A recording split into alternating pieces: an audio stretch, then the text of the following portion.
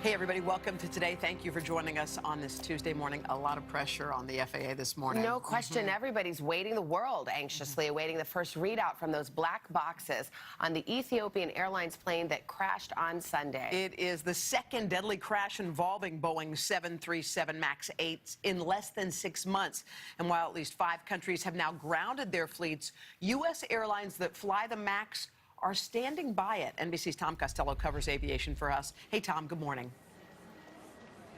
Good morning to you. So American and Southwest fly the MAX 8. United flies the MAX 9. Several Canadian airlines also fly the plane. All of them standing by the plane, saying that they have had no issues whatsoever.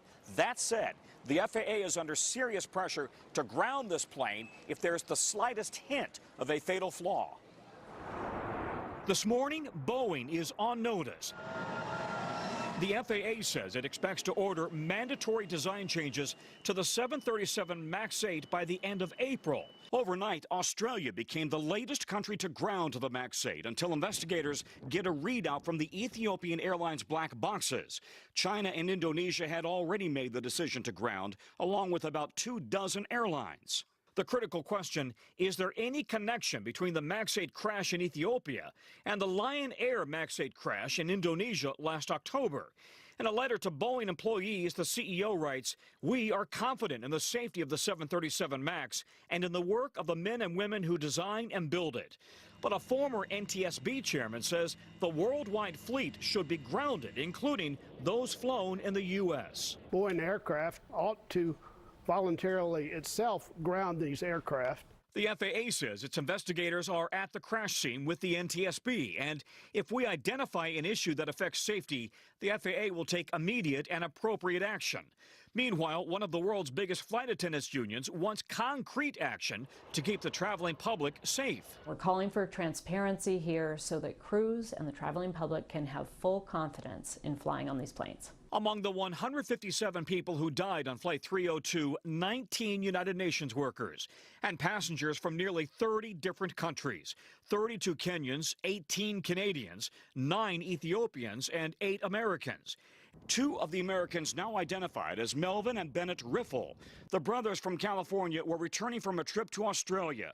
Melvin and his wife were expecting their first child in the spring. These guys were just wonderful, and they're going to be missed deeply by this community. A third American identified overnight, Antoine Lewis, a member of the U.S. military. Also among the victims, Dr. Manisha Nukavarapu, a doctor at East Tennessee State University who was flying to Kenya to see her sister who had just given birth to triplets. NBC's Sara Harmon is in Nairobi, Kenya, the plane's intended destination. This is the terminal where passengers from flight ET-302 should have arrived on Sunday. Instead, their grief-stricken families are receiving counseling at a hotel nearby.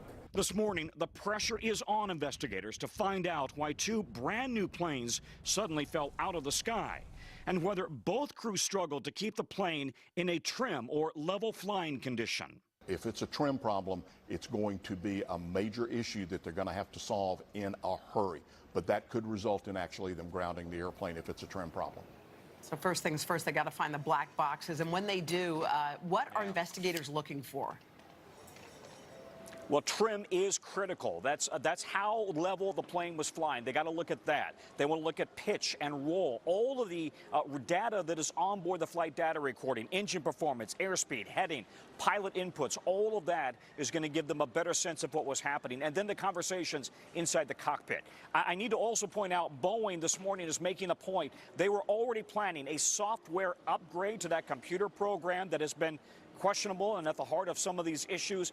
That is part of this mandatory FAA design change by the end of April. Boeing says it's already working on it. All right, Tom, thank you. And just ahead, we will take a closer look at those 737 MAX 8s, and we're going to tell you how to figure out if you are scheduled to fly on one of them. All right, we'll stay on that one. Also